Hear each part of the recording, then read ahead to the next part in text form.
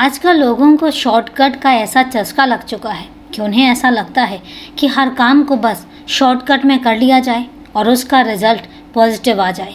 चाहे वो रुपए पैसे कमाने में शॉर्टकट हो या फिर प्यार मोहब्बत में शॉर्टकट हो। लोग इतने अंधे हो चुके हैं शॉर्टकट के रास्ते में चलने के लिए कि उन्हें मेहनत करके कमा कर खाने की तो आदत ही खत्म होती चली जा रही है। ऐसा ही कुछ आज का केस भी है।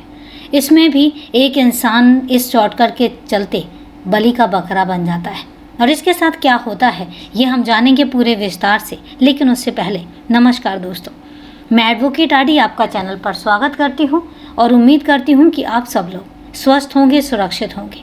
दोस्तों, अगर आप परिवार में अपने नए हैं या अभी तक आपने चैनल को सब्सक्राइब नहीं किया है तो सबसे पहले आप चैनल को सब्सक्राइब कर लीजिए और इसके साथ ही बेल आइकन प्रेस करना ना भूलें फर्दर नोटिफिकेशन के लिए। और इसके साथ ही कहानी में लास्ट तक बने रहें और कहानी के बारे में आपकी क्या राय है कमेंट करके ज़रूर बताएं। तो चलिए दोस्तों, अब आपका समय नहीं लेते और जानते हैं कि आज की कहानी क्या है। पश्चिमी दिल्ली के मादीपुर इलाके में रहने वाला 28 वर्षीय मेहताब प्रॉपर्टी डीलिंग का काम करता था। वह रात को 9-10 बजे तक अक्सर घर आ जाता था। 3 अगस्त 2014 को नियत समय पर ना तो वह घर आया और ना ही उसके फ़ोन मिल रहा था। इससे घर वाले बहुत परेशान हो गए। बड़े भाई मेहजाद खान ने मेहताब के जानने वाले कई लोगों को फ़ोन किया, लेकिन किसी से भी इसके बारे में कोई जानकारी नहीं मिली। उस समय आधी रात बीत चुकी थी। इतनी रात में उसे कहाँ ढूंढा जाए, यह बात वह समझ नहीं पा रहे थे। मेहताब की चिंता में घर वालों को रात भर नींद नहीं आई। अगले दिन 4 अगस्त को मेहराज खान पुलिस चौकी मादीपुर पहुंच गया। चौकी इंचार्ज पवन कुमार दहिया को छोटे भाई के गायब होने की बात बताकर उसकी गुमशुदगी लिखवा दी। मेहताब की गुमशुदगी दर्ज कराने के बाद चौकी इंचार्ज पवन कुमार दहिया ने इसकी जांच हेड कांस्टेबल सतीश कुमार को करने के निर्देश दे दिए। सतीश कुमार ने सबसे पहले मेहताब का हुलिया बताते हुए गुमशुदगी की सूचना दिल्ली के समस्त थानों में वायरलेस द्वारा प्रसारित करा दी गई और इसके बाद उन्होंने आसपास के अस्पतालों में भी संपर्क करके यह जानने की कोशिश की कि करीब 28 साल का कोई दुर्घटना का शिकार व्यक्ति दाखिल तो नहीं हुआ। उन्होंने मेहताब के घर वालों से भी बात की और पूछा कि मेहताब का किसी से कोई लड़ाई झगड़ा तो नहीं चल रहा था। घर वालों ने पुलिस को बता दिया कि उसकी किसी से भी कोई दुश्मनी नहीं थी। पुलिस अपने तरीके से मेहताब को तलाशती रही। उसे गायब हुए महीने से ज़्यादा बीत चुका था, लेकिन उसका कहीं पता नहीं चला। मेहताब के घरवाले पुलिस पर उंगली उठाने लगे। उन्होंने पंजाबी बाग इलाके के एसपी हरचरण वर्मा से मुलाकात करके मेहताब खान के गायब होने और जांच अधिकारी की निष्क्रियता की बात बताई। मादीपुर पुलिस चौकी थाना पंजाबी बाग के अंतर्गत ही आती है और इसीलिए एसपी हरचरण वर्मा ने इस मामले में अज्ञात लोगों के खिलाफ अपहरण की रिपोर्ट दर्ज करने के निर्देश पंजाबी बाग के थाना प्रभारी ईश्वर सिंह को दे दिए। मेहताब की शिकायत पर 12 सितंबर 2014 को पंजाबी बाग थाने में अज्ञात लोगों के खिलाफ भादंवी की धारा 365 के तहत मुकदमा दर्ज करा लिया गया और जांच एसआई अनूप कुमार को सौंपी गई। मेहताब के महीने भर से गायब होने की जानकारी पश्चिमी दिल्ली के अतिरिक्त आयुक्त रणबीर सिंह को मिली तो उन्होंने एसपी हरचरण वर्मा के नेतृत्व में एक पुलिस टीम बनाई, जिसमें इंस्पेक्टर राजीव बिमल, एसआई पवन कुमार दहिया, अनूप कुमार, हेड कांस्टेबल सतीश कुमार, सुजीत, कुलदीप, महिला कांस्टेबल अंजू बाला आदि को शामिल किया। रिपोर्ट दर्ज होते ही पुलिस सक्रिय हो गई। पुलिस ने मेहताब के फ़ोन की कॉल डिटेल्स निकलवाई। कॉल डिटेल्स का अध्ययन करने पर पता चला कि जिस दिन मेहताब गायब हुआ था उसी दिन उसके मोबाइल पर आइडिया कंपनी के एक नंबर से सुबह 10:30 बजे एक कॉल आई थी। इसके अलावा इसी नंबर पर मेहताब की 10-15 बार रोज़ाना बात होती थी। इससे यह लगा कि मेहताब के उस व्यक्ति से नज़दीकी संबंध रहे होंगे, तभी तो उससे इतनी ज़्यादा बात होती थी। पुलिस अब उस शख्स से मिलना चाहती थी। पुलिस ने उस फ़ोन नंबर को मिलाया तो वह भी स्विच ऑफ मिला। संबंधित फ़ोन कंपनी से फ़ोन धारक का पता निकलवाया तो पता चला कि वह नंबर बिहार के तौहीन नाम के व्यक्ति की आईडी पर लिया गया था और यह नंबर 28 जून को एक्टिवेट हुआ था। पुलिस ने जब जांच की तो बिहार का यह पता फर्जी पाया गया। इस जांच में पुलिस टीम को यह भी जानकारी मिली कि उक्त फ़ोन नंबर 86750501491916 IMI नंबर के फ़ोन पर चल रहा था। पुलिस टीम ने अब यह जानने की कोशिश की कि इस IMEI नंबर के फ़ोन में 28 जून 2014 से पहले किस नंबर का सिम एक्टिव था। पुलिस टीम इस काम में दिन रात एक करते हुए जुटी हुई थी। टीम को जांच में यह पता लग गया था कि 28 जून से पहले इस फ़ोन में किस नंबर का सिम काम कर रहा था। जांच में पता चला कि यह नंबर दिल्ली के वजीराबाद गांव में रहने वाले आसिफ खान पुत्र इनाम खान के नाम से लिया गया था। आसिफ खान से पूछताछ करने के बाद पुलिस उस शख्स तक पहुंच सकती थी जिसकी मेहताब खान से रोज़ाना 10-15 बार बातें होती थी। आसिफ के पास जाने से पहले इंस्पेक्टर राजीव विमल ने मेहताब के भाई महराज से पूछा कि क्या वह वजीराबाद गांव में रहने वाले किसी आसिफ खान नाम के व्यक्ति को जानता है। आसिफ का नाम सुनते ही महराज चौंक गया। आसिफ को भला वह कैसे भूल सकता था। उसने आसिफ की पूरी कहानी इंस्पेक्टर राजीव विमल को सुना दी। उससे पता चला कि मेहताब आसिफ खान का दूर के रिश्ते का चचेरा भाई है। आसिफ पहले मादीपुर में रहता था। करीब 3 साल पहले की बात है। मेहताब के चचेरे भाई शाने आलम की बहन मुमताज़ का आसिफ के भतीजे रवीश खान से चक्कर चल रहा था। कुछ दिनों बाद वह मुमताज़ को लेकर भाग गया। वह बात मेहताब और उसके भाइयों को पता चली तो वो सब शिकायत करने आसिफ खान के घर पहुँचे। साले आलम और मेहताब गुस्से में थे। शिकायत के दौरान ही दोनों ओर से गर्मागर्मी हो गई। तब उन लोगों ने आसिफ खान की जमकर पिटाई भी की। जिस तरह मोहल्ले में आसिफ की बेइज्जती हुई थी उसे देखते हुए उसने वहां रहने का विचार ही छोड़ दिया। उसने अपना मादीपुर का मकान बेच दिया और दिल्ली के ही वजीराबाद गांव में मकान खरीद कर रहने लगा।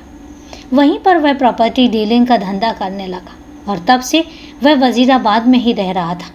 उधर मुमताज़ और रवीश खान ने भी निकाह कर लिया था। महराज से बात करने के बाद इंस्पेक्टर राजीव विमल को लगा कि कहीं अपमान का बदला लेने के लिए आसिफ ने मेहताब के साथ कोई साजिश तो नहीं रची।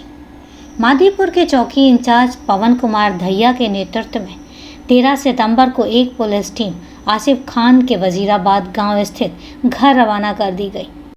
आसिफ खान घर पर ही मिल गया। उसे हिरासत में ले लिया। थाने पहुंचकर पुलिस ने मेहताब खान की गुमशुदगी के बारे में उससे पूछताछ की। आसिफ खान पहले तो मेहताब के बारे में अनभिज्ञता जताते हुए पुलिस को गुमराह करता रहा, लेकिन पुलिस ने जब उससे सख्ती से पूछताछ की तो उसे सच्चाई बताने के लिए मजबूर होना पड़ा। उसने बताया कि उसने अपने साथियों के साथ मिलकर उसकी हत्या करके लाश गंगा नहर में फेंक दी है। उसने अपने चचेरे भाई की हत्या क्यों की पूछने पर आसिफ ने पुलिस को मेहताब की हत्या करने की जो कहानी बताई वो कुछ इस प्रकार निकली। सन 2011 में आसिफ का भतीजा रवीश खान जब मेहताब की चचेरी बहन मुमताज़ को भगा कर ले गया तो मेहताब और उसके भाइयों ने आसिफ खान की जमकर पिटाई की थी। उस समय मोहल्ले के भी तमाम तमाशबीन उसके घर के सामने खड़े थे। आसिफ खान भी प्रॉपर्टी डीलर था और उसकी भी क्षेत्र में अच्छी जान पहचान थी और इज्जत भी थी। मोहल्ले वालों के सामने पिटाई होने पर वह खुद को अपमानित महसूस कर रहा था। इस बेइज्जती के तीर ने आसिफ के दिल को इतना जख्मी कर दिया कि उसने उसी समय बदला लेने की ठान ली थी। मेहताब से इसका बदला जरूर लेगा, यह वह सोच कर बैठा हुआ था। और इस घटना के 15-20 दिनों बाद आसिफ ने मादीपुर वाला मकान बेचकर दिल्ली के वजीराबाद गांव में एक मकान खरीद लिया और वहीं वह प्रॉपर्टी डीलिंग का काम करने लगा। वजीराबाद गांव में आसिफ के घर के पास ही जाहिद उर्फ सलमान रहता था। पड़ोस में रहने की वजह से आसिफ की जाहिद से दोस्ती हो गई और बाद में आसिफ के साथ ही प्रॉपर्टी डीलिंग का काम करने लगा। मादीपुर छोड़ने के बाद भी आसिफ महराज से मिले अपमान को भूला नहीं था और उसी दौरान जाहिद की मार्फत आसिफ की शाहरुख से मुलाकात हुई। शाहरुख दिल्ली के शास्त्री पार्क इलाके का रहने वाला था और उसकी ताले बेचने की दुकान थी। शाहरुख जाहिद का दोस्त था और तीनों साथ साथ खाते पीते थे।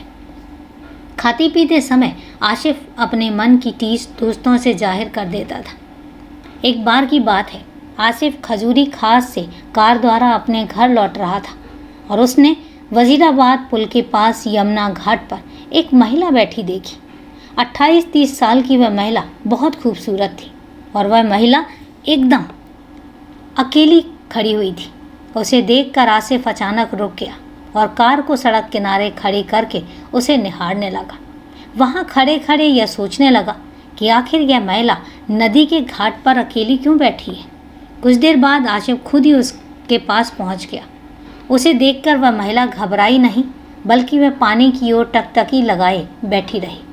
आसिफ ने उससे पूछा, मैडम, मैं काफ़ी देर से आपको देख रहा हूँ और आप इस सुनसान जगह पर अकेली बैठी हैं।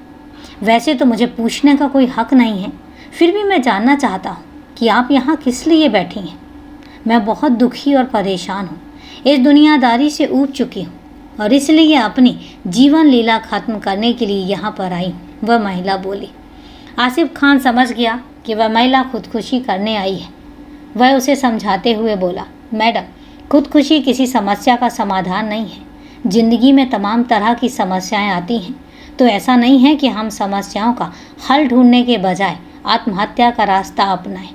यदि आप मुझे अपनी समस्या बताएंगी तो हो सकता है कि मैं आपकी कोई हेल्प कर सकूं। आसिफ के पूछने पर उस महिला ने अपना नाम परवीन जहां बताया।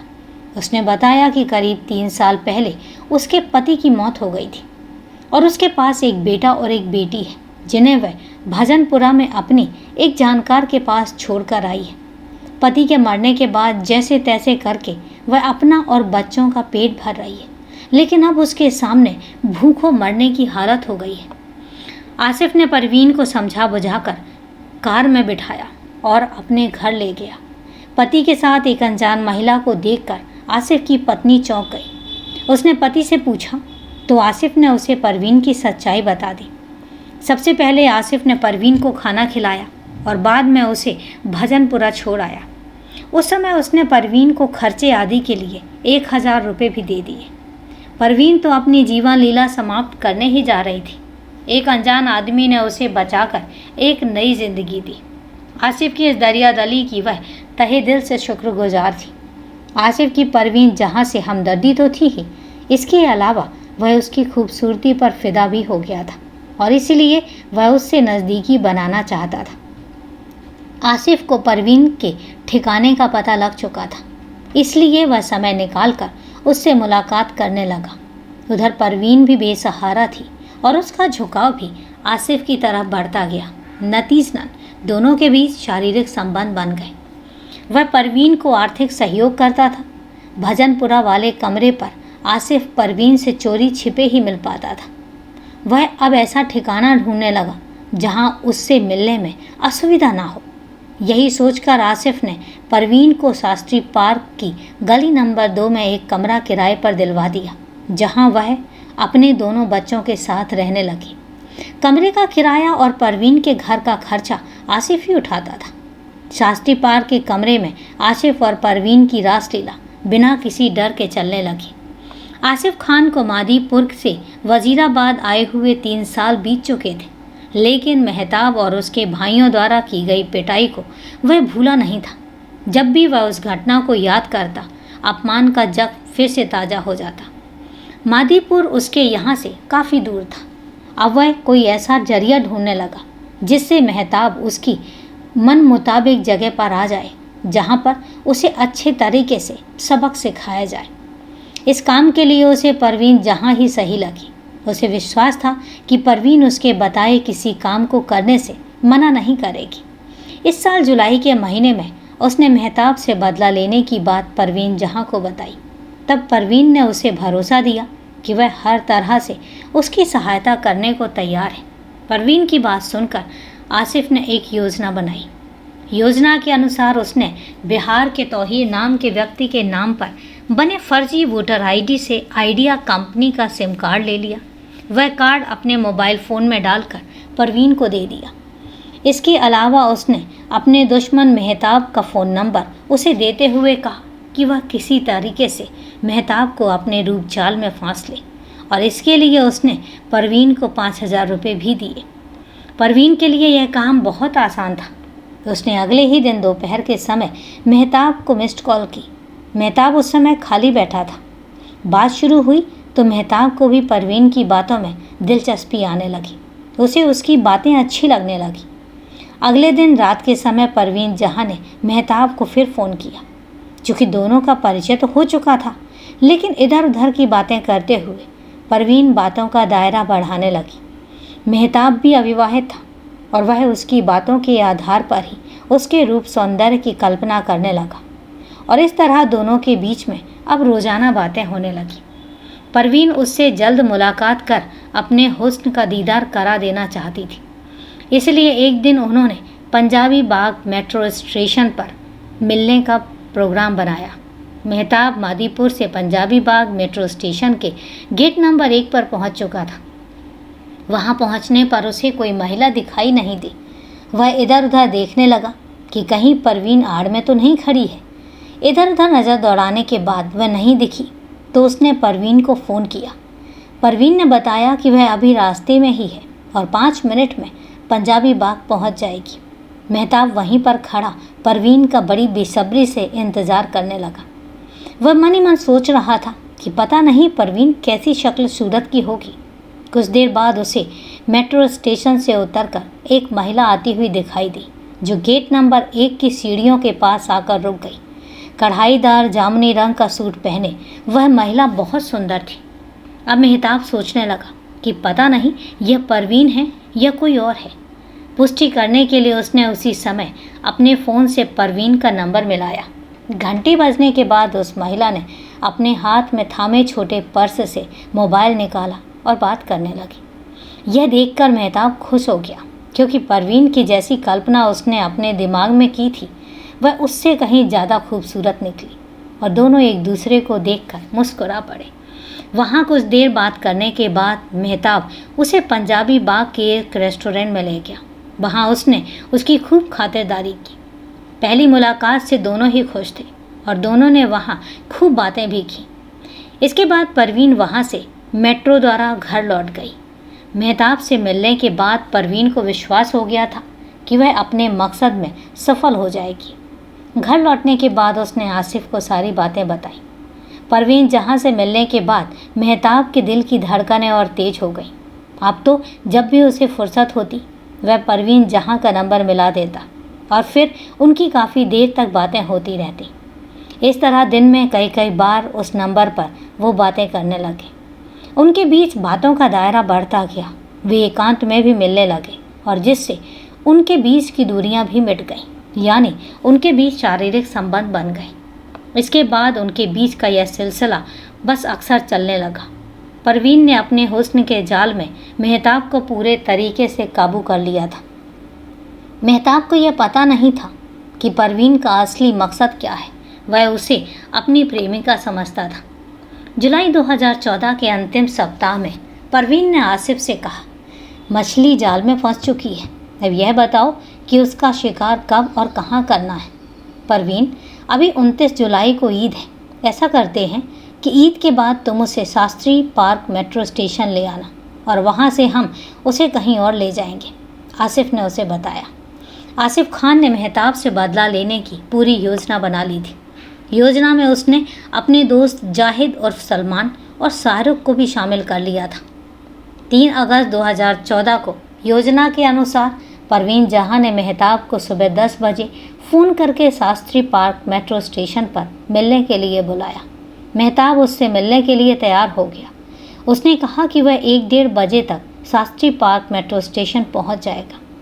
परवीन ने यह बात आसिफ खान को बता दी। आसिफ ने योजना के अनुसार अपनी सेंट्रो कार नंबर DL3CAB 7021 में एक रस्सी का टुकड़ा और जूट की बोरी रख ली और इसके बाद उसने शाहरुख को अपने घर बुलाया। शाहरुख उसके पास पहुंच गया तो उसे कार में बैठाकर वह जाहिद के घर की तरफ चल पड़ा। जाहिद को उसने कार में बुलाकर उसे भी कार में बैठा लिया और दोनों दोस्तों को लेकर वह दोपहर 12:30 बजे शास्त्री पार्क मेट्रो स्टेशन पहुंच गया। परवीन जहां शास्त्री पार्क में रहती थी और वह भी उधर से मेट्रो स्टेशन पहुंच गई। वह मेहताब से फ़ोन द्वारा संपर्क बनाए हुए थी। करीब 1:30 बजे Mehtab Shastri park metro station पहुंचा। परवीन भी मेट्रो स्टेशन पहुंच गई थी। वह मेहताब से बातें करते हुए उसे स्टेशन के नीचे उतारकर आसिफ की कार के पास ले आई।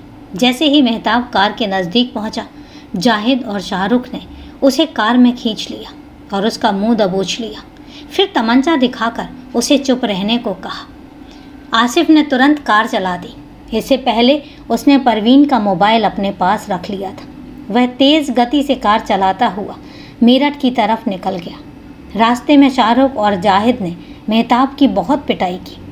मेरठ से निकलते ही आसिफ पिछली सीट पर आ गया और जाहिद कार चलाने लगा। आसिफ के दिल में बदले की आग की चिंगारी बहुत ज़्यादा सुलग रही थी। उसने अपने हाथों से मेहताब की पिटाई करनी शुरू कर दी। मेहताब के शरीर पर तमाम गंभीर चोटें आई थीं, जिससे उसे बहुत दर्द हो रहा था। दर्द उसकी सहन शक्ति से बाहर हो गया तो उसने चिल्लाना शुरू कर दिया। उसी दौरान आसिफ ने कार में रखे रस्सी के टुकड़े से उसका गला घोंट दिया। मेहताब की हत्या करने के बाद उन्होंने उसकी लाश कार में पहले से ही रखी जूट की बोरी में डाल दी और जिस रस्सी से गला घोंटा था उससे बोरी का मुंह बंद कर दिया। उन्होंने रतौली के पास से गुजर रही गंग नहर में वह बोरी डाल दी और वहीं पर उन्होंने मेहताब और परवीन के मोबाइल फ़ोन भी फेंक दिए। लाश ठिकाने लगाकर वो सभी अपने घर को लौट आए। मेहताब से पूछताछ करने के बाद पुलिस ने 13 सितंबर को उसके साथियों जाहिद और सलमान, शाहरुख और परवीन जहां को भी गिरफ्तार कर लिया। सभी अभियुक्तों से पूछताछ करने के बाद पुलिस ने 14 सितंबर को उन्हें 30 हजारी न्यायालय में पेश कर 3 दिनों का पुलिस रिमांड दिया। रिमांड अवधि में पुलिस खतौली ले गई और गोताखोरों के माध्यम से मेहताब की लाश ढूंढनी शुरू कर दी। कई किलोमीटर तक गोताखोर उसकी लाश ढूंढते रहे, लेकिन लाश नहीं मिली। 16 सितंबर को सभी आरोपियों को फिर से न्यायालय में पेश किया और आसिफ को 1 दिन के पुलिस रिमांड पर लेकर अन्य अभियुक्तों को न्यायिक हिरासत में भेज दिया। पुलिस ने आसिफ की निशानदेही पर उसकी सेंट्रो कार भी बरामद कर ली। आसिफ से विस्तार से पूछताछ करने के बाद न्यायालय में पेश कर उसे भी जेल भेज दिया गया। कथा लिखे जाने तक सभी अभियुक्त जेल में बंद हैं। तो दोस्तों, कहानी को लास्ट तक सुनने के लिए आपका तहे दिल से धन्यवाद। अब कहानी के बारे में आपकी क्या राय है, कमेंट करके ज़रूर बताएं। और हाँ, आपके कमेंट्स के जवाब मैं कल के वीडियो में दूंगी। आज चूँकि समय की थोड़ी सी पाबंदी है, इसलिए कल आपके कमेंट्स के जवाब ज़रूर होंगे और आज के लिए मैं क्षमा प्रार्थी हूँ। तो चलिए दोस्तों, कल फिर मिलते हैं क्राइम की एक सच्ची कहानी के साथ। तब तक के लिए सेफ रहें, सुरक्षित रहें और अपना ध्यान रखें। जय हिंद दोस्तों, जय भारत।